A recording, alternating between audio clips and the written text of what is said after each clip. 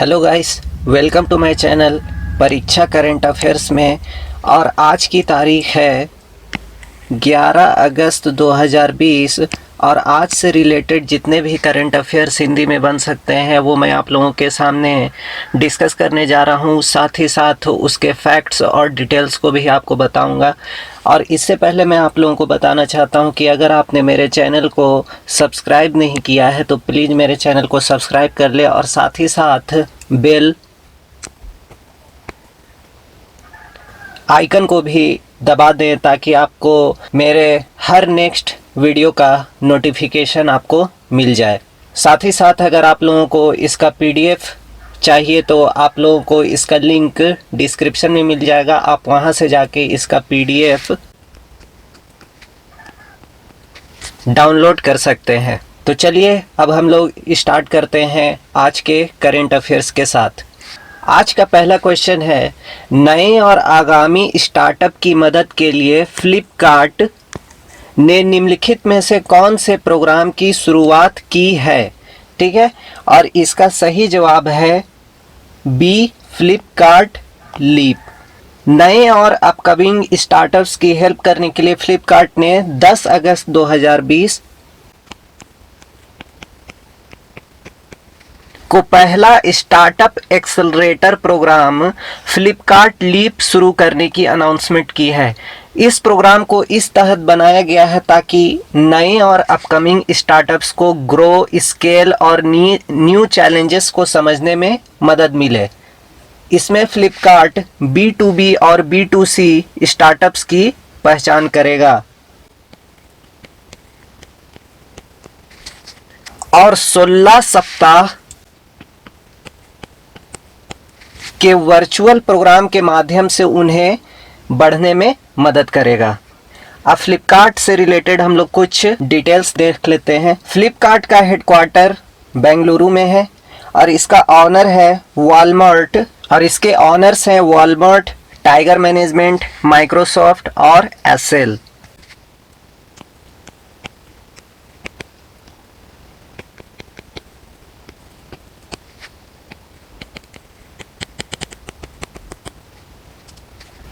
इसके फाउंडर सचिन बंसल और बिन्नी बंसल है और अभी वर्तमान में सीईओ, चीफ एग्जीक्यूटिव ऑफिसर है कल्याण कृष्ण मूर्ति। चलिए अब हम लोग अगले क्वेश्चन की ओर बढ़ते हैं।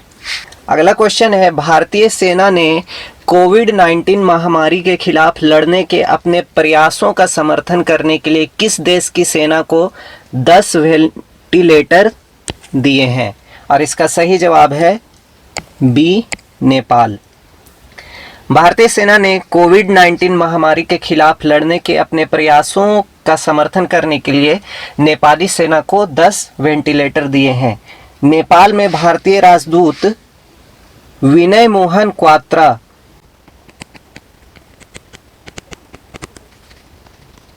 ने एक समारोह के दौरान नेपाल के सेना प्रमुख पूर्णचंद्र थापा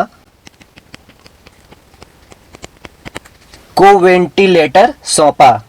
इन वेंटिलेटर्स को उन्नत इन्वेसिव या नॉन इन्वेसिव रेस्पिरेटरी सपोर्ट के साथ साथ दूसरे उपयोगों के लिए भी बनाया गया है। साथ ही साथ इन वेंटिलेटर्स के कॉम्पैक्ट नेचर के कारण उन्हें एक जगह से दूसरी जगह भी काफ़ी आसानी से ले जाया जा सकता है। अब नेपाल से संबंधित आप कुछ डिटेल दे सकते हैं, जैसे कि इसकी राजधानी है काठमांडू और करेंसी है इसकी नेपाली रुपीज़। यहाँ के राष्ट्रपति हैं विद्या देवी भंडारी और प्रधानमंत्री हैं केपी शर्मा ओली। चलिए अब हम लोग अगले क्वेश्चन की ओर बढ़ते हैं। अगला क्वेश्चन है, खादी और ग्राम उद्योग आयोग KVIC किस राज्य के आदिवासी गांव चुल्लू में अपनी तरह का पहला रेशम प्रशिक्षण सह उत्पादन केंद्र खोलने के लिए तैयार है? ठीक है, और इसका सही जवाब है सी, अरुणाचल प्रदेश। ठीक है, अब सबसे पहले KVIC का हम लोग फुल फॉर्म देख लेते हैं। हिंदी में तो है खादी और ग्राम उद्योग आयोग और इंग्लिश में इसे बोलते हैं khadi and village industries commission. ठीक है, तो इसका जो khadi and village industries commission,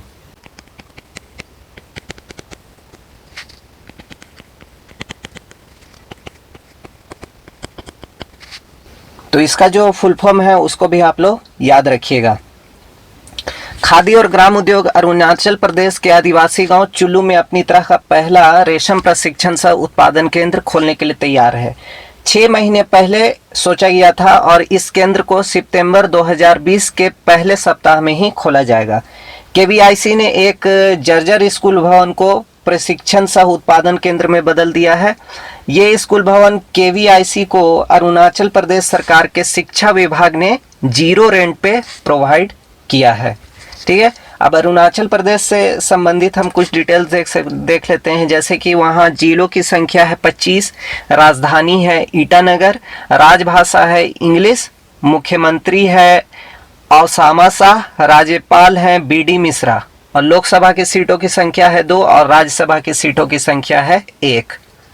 ठीक है, चलिए अब हम लोग अगले क्वेश्चन की ओर बढ़ते हैं। अगला क्वेश्चन है, नंदी येलैया का अगस्त 2020 में कोविड-19 पॉजिटिव पता चलने के बाद निधन हो गया। वो किस क्षेत्र से संबंधित थे? और इसका सही जवाब है डी, राजनीति। ठीक है, वो एक अनुभवी कांग्रेसी नेता और तेलंगाना के 8 बार के सांसद रह चुके हैं। नंदी येलैया का 8 अगस्त 2020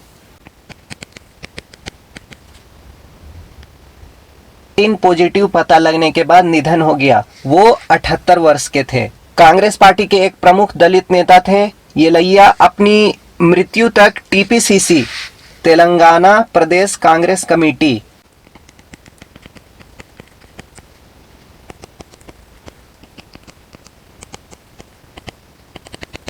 के उपाध्यक्ष थे। येलैया 1977 में पहली बार सिद्दीपेट संसदीय क्षेत्र का प्रतिनिधित्व करते हुए लोकसभा के लिए चुने गए थे।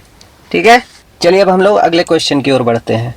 अगला क्वेश्चन है, राजस्थान के मुख्यमंत्री अशोक गहलोत ने राष्ट्रीय स्वास्थ्य मिशन के तहत कितने सामुदायिक स्वास्थ्य अधिकारियों की नियुक्ति के प्रस्ताव को मंजूरी दे दी है? और इसका सही जवाब है ए, 6310। राजस्थान के मुख्यमंत्री अशोक गहलोत ने राष्ट्रीय स्वास्थ्य मिशन के तहत 6310 सामुदायिक स्वास्थ्य अधिकारियों की नियुक्ति का प्रस्ताव को मंजूरी दे दी है। सामुदायिक स्वास्थ्य अधिकारी के पद पर भारतीय राज्य के सभी ब्लॉकों में की जाएगी।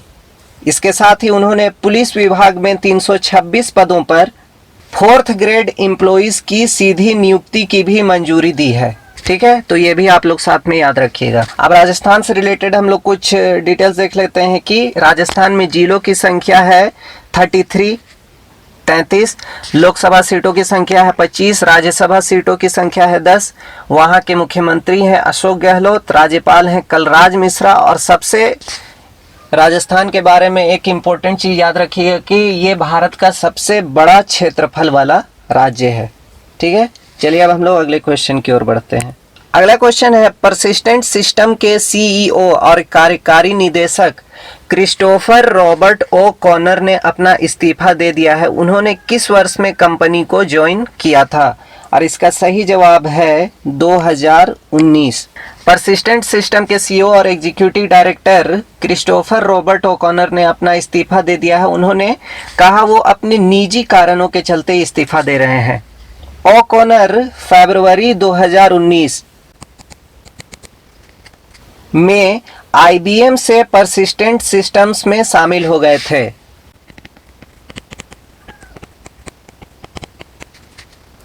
वो कंपनी में internet of things IoT unit का नेतृत्व करते थे। ओकॉनर ने 9 अगस्त 2020 को अपना इस्तीफा दे दिया और 1 साल और 7 महीने तक परसिस्टेंट्स के लिए काम किया। अब परसिस्टेंट सिस्टम के बारे में हम लोग जान लेते हैं कि इसका हेडक्वार्टर है पुणे में, फाउंडर है आनंद देशपांडे और इसकी स्थापना हुई थी 1990 में।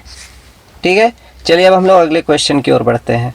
अगला क्वेश्चन है, जॉब्स पोर्टल naukri.com ने किसके सहयोग के साथ एक प्लेटफॉर्म लॉन्च किया है जो अस्पतालों को हेल्थ केयर प्रोफेशनल्स की कमी को पूरा करने में मदद करेगा?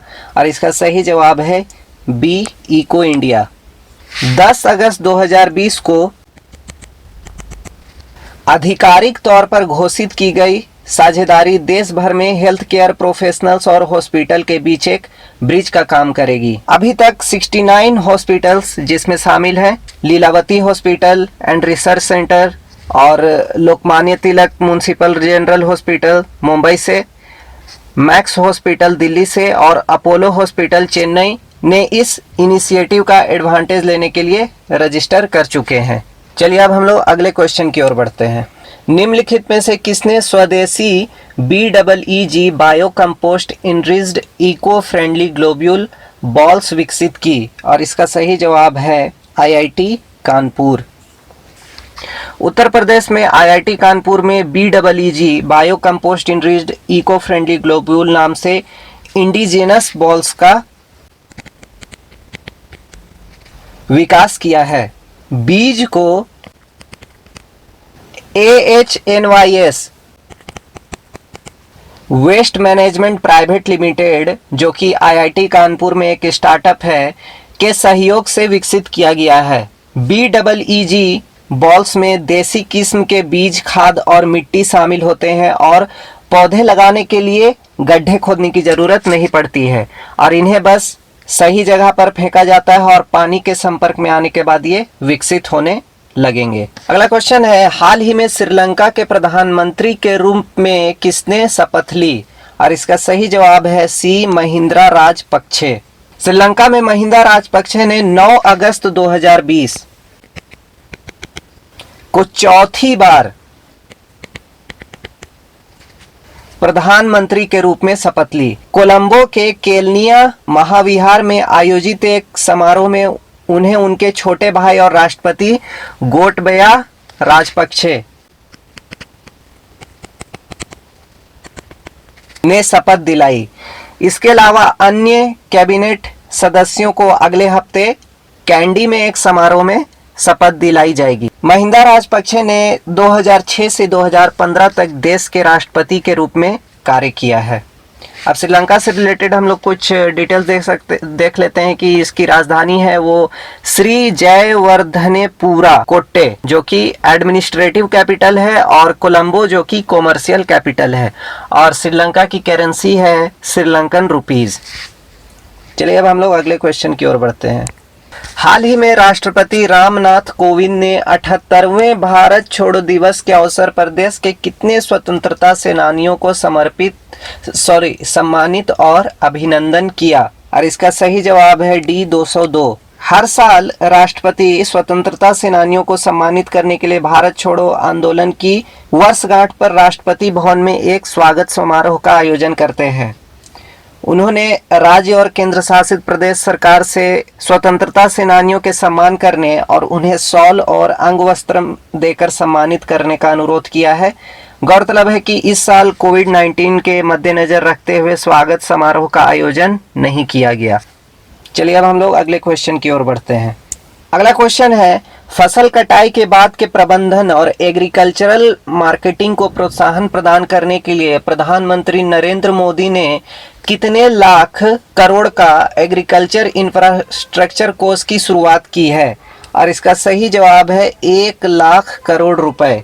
पोस्ट हार्वेस्ट मैनेजमेंट और एग्रीकल्चरल मार्केटिंग के लिए प्रधानमंत्री नरेंद्र मोदी ने 1 लाख करोड़ रुपए का एग्रीकल्चर इंफ्रास्ट्रक्चर फंड शुरू किया है। ये योजना किसानों के लिए बेहतर वेयर हाउसिंग मतलब कि भंडारण और साथ ही साथ कोल्ड स्टोरेज सुविधा प्रदान करेगी। ये योजना स्टार्टअप्स को अपने काम को बढ़ाने और भारत को जैविक खाद्यान्नों में एक ग्लोबल प्रेजेंस बनाने में मदद करेगा। साथ ही साथ प्रधानमंत्री ने कहा कि इसके तहत गांव के क्षेत्रों में फूड प्रोसेसिंग और पोस्ट हार्वेस्टिंग फैसिलिटीज में नई नौकरियों का भी अवसर प्रदान होगा। ठीक है, चलिए अगले क्वेश्चन की ओर बढ़ते हैं। अगला क्वेश्चन है, हाल ही में किस राज्य सरकार ने अगले सत्र से खुद का शिक्षा बोर्ड बनाने की घोषणा की है? ठीक है, और इसका सही जवाब है C दिल्ली। दिल्ली के शिक्षा व उप मुख्यमंत्री मनीष सिसोदिया ने कहा कि अगले सत्र से दिल्ली का अपना शिक्षा बोर्ड काम करने लगेगा। दिल्ली सरकार ने पिछले महीने राज्य शिक्षा बोर्ड के गठन और पाठ्यक्रम सुधारों के लिए योजना एवं रूपरेखा तैयार करने के लिए 2 समितियों का गठन किया था। चलिए अब हम लोग अगले क्वेश्चन की ओर बढ़ते हैं। अगला क्वेश्चन है, किस राज्य के कोझिकोड में एयर इंडिया के विमान हादसे में 2 पायलट सहित लगभग 18 लोगों की मृत्यु हो गई है? और इसका सही जवाब है केरल। दुबई से आ रहे एयर इंडिया के विमान केरल के कोझिकोड में एयरपोर्ट पर हादसे का शिकार हो गई। भारी बारिश के चलते रनवे पर पानी भरा था और लैंडिंग के समय विमान फिसलकर लगभग 50 फीट गहरी खाई में जा गिरा। हादसे में 2 पायलट समेत 18 लोगों की मौत हो गई। विमान में चालक दल के सदस्यों समेत 190 लोग सवार थे। केरल के मुख्यमंत्री पिनाराई विजयन ने विमान हादसे में मरे गए प्रत्येक यात्री के परिजनों को 10 लाख रुपए का मुआवजा देने की घोषणा की है। अब केरल से संबंधित हम कुछ डिटेल्स देख लेते हैं कि केरल की राजधानी है तिरुवनंतपुरम, मुख्यमंत्री है पिनाराई विजयन, लोकसभा सीटों की संख्या है 20, राज्यसभा सीटों की संख्या है 9 और जिलों की संख्या है 14। चलिए अब हम लोग अगले क्वेश्चन की ओर बढ़ते हैं। अगला क्वेश्चन है, प्रधानमंत्री नरेंद्र मोदी ने 8 अगस्त 2020 को राष्ट्रीय स्वच्छता केंद्र का उद्घाटन निम्न में से किस शहर में किया है? और इसका सही जवाब है दिल्ली। प्रधानमंत्री नरेंद्र मोदी ने राष्ट्र की राजधानी दिल्ली में स्वच्छ भारत अभियान के तहत बनाए गए राष्ट्रीय स्वच्छता केंद्र का उद्घाटन किया। राष्ट्रीय स्वच्छता केंद्र के उद्घाटन के मौके प्रधानमंत्री मोदी ने बच्चों से संवाद किया और उन्हें स्वच्छता की लड़ाई में अपनी सेना बताया। ठीक है, तो आज के लिए इतना ही। कल हम लोग फिर मिलते हैं कल के करंट अफेयर्स के साथ। धन्यवाद।